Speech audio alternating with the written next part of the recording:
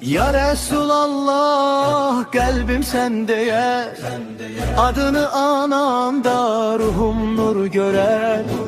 Kur'an bize hakkın aydın yoludur, sevgin müminlere en güzel değer. Ya Muhammed ey Allah'ın Habibi, kalbimizde daim yaşar sevgin. Salavatla dolsun her bir meclis, sana olsun eşkimiz ya Nebi. Kur'an-ı Kerim'le açıldı seher, karanlık gönüller nuruna döndü.